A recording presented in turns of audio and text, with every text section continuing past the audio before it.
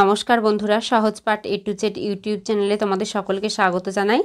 আজকে আমি দ্বিতীয় পর্যায়ক্রমিক মূল্যায়ন 2025-এর চতুর্থ শ্রেণীর বাংলার প্রশ্ন উত্তর নিয়ে হাজির হয়েছি। চলো তাহলে দেখে নিই। একে আছে সঠিক উত্তরের মাথায় টিকচিহ্ন দাও। কয়ে আছে উবা চক্ষরি না লতাপাতা না কাঠকুটো দিয়ে ছবি আঁকাই ভারী ওস্তাদ। উত্তর হবে কাঠকুটো দিয়ে ছবি আঁকাই ভারী ওস্তাদ। ক্ষয়ে আছে স্কট 1869, 1875 না 1868 সালে জন্মগ্রহণ করেন। উত্তর হবে স্কট 1868 সালে জন্মগ্রহণ করেন। গয়ে আছে শম্ভুর 12, 13, 14 বছর বয়স। উত্তর হবে শম্ভুর 12 বছর বয়স। ঘয়ে আছে ধলেশ্বরী খ্যাপা শান্ত না লক্ষ্মী নদী। ধলেশ্বরী হচ্ছে খ্যাপা নদী। উঙ্গায় আছে নদীপথে গল্পে গঙ্গা ব্রহ্মপুত্র দামোদর নদীর কথা আছে। উত্তর হবে ব্রহ্মপুত্র নদীর কথা আছে। দুই আছে অর্থ লেখো। কয় আছে কুটুম, কুটুমের অর্থ হচ্ছে আত্মীয়। ক্ষয়ে আছে শিক্ষক, শিক্ষক হচ্ছেন গুরুমশাই। গয়ে আছে তরী নৌকা, ঘয়ে আছে সওদাগর ব্যবসায়ী। তিনে আছে বিপরীত শব্দ লেখো। কয়ে আছে দুরন্ত শান্ত, ক্ষয়ে আছে ভয় সাহস, গয়ে আছে ঠান্ডা গরম, ঘয়ে আছে সুখ দুঃখ। চারে আছে সন্ধি বিচ্ছেদ করো। ব্যাকুল বিযুক্ত আকুল, ক্ষয়ে আছে সূর্যাস্ত সূর্যযুক্ত অস্ত, গয়ে আছে রবীন্দ্র রবিযুক্ত ইন্দ্র, ঘয়ে আছে আশারান্ত হবে আষাঢ়যুক্ত অন্ত। পাঁচে আছে বাক্য রচনা করো। কয়ে আছে ছিপছিপে, মেয়েটির শরীর ছিপছিপে প্রকৃতির। ক্ষয়ে আছে গৌরব, নেতাজি আমাদের দেশের গৌরব।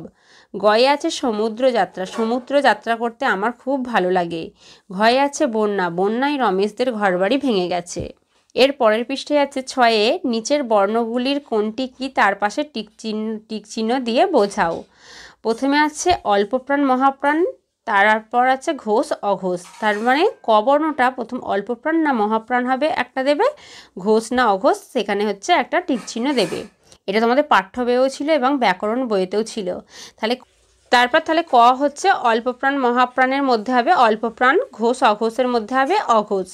ব হচ্ছে অল্পপ্রাণ মহাপ্রাণের মধ্যে হবে অল্পপ্রাণ আর ঘোষ অঘোষের মধ্যে হবে ঘোষধ্বনি। দ হচ্ছে অল্পপ্রাণ মহাপ্রাণের মধ্যে হবে অল্পপ্রাণ, ঘোষ অঘোষের মধ্যে হবে ঘোষধ্বনি। দন্তন্য অল্পপ্রাণ মহাপ্রাণের মধ্যে কোনোটাই হবে না, ঘোষ অঘোষের মধ্যে হবে ঘোষধ্বনি। সাথে বলেছে নির্দেশ অনুযায়ী পুরুষ পরিবর্তন করো। কয়ে আছে বসে বসে দেখি, এটা হচ্ছে মধ্যম পুরুষ করতে বলেছে, বসে বসে দেখো। ক্ষয়ে আছে যে যার বাড়ি ফিরে যায়, উত্তম পুরুষ হবে যে যার বাড়ি ফিরে যাই।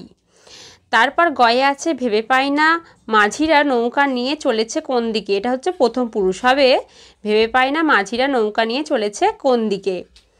তারপর ঘয়ে আছে দুই পা একটু হাঁটি, প্রথম পুরুষ দুই পা একটু হাঁটে। আটে আছে পূর্ণবাক্যে উত্তর দাও। কয়ে আছে জলের দেবতা বলে কাকে আমাজনের বাসিন্দারা মানে। উত্তর হবে বোতকে। ক্ষয়ে আছে দুঃখিনী মায়ের দুঃখ ঘোচাতে কবি কি করতে চান।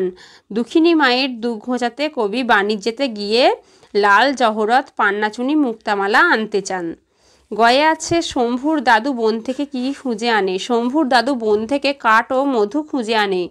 ঘয়ে আছে অশ্বিনী কুমার দত্ত কে ছিলেন। অশ্বিনী কুমার দত্ত হচ্ছে শিক্ষক ভাষাবিদ ছিলেন। উঙ্গায় আছে কবি সত্যেন্দ্রনাথ দত্ত কি নামে পরিচিত। কবি সত্যেন্দ্রনাথ দত্ত ছন্দের জাদুকর নামে পরিচিত। তাহলে আজকের ভিডিও এই পর্যন্তই। আবার পরের দিন নতুন কোনো ভিডিও নিয়ে তোমাদের কাছে হাজির হব। আমাদের চ্যানেলটিকে ভালো লাগলে অবশ্যই লাইক কমেন্ট ও শেয়ার করতে ভুলো না। আর এরকম নতুন নতুন ভিডিও পেতে অবশ্যই আমাদের চ্যানেলটিকে সাবস্ক্রাইব করো ও পাশে থাকা বেল আইকনটি প্রেস করো।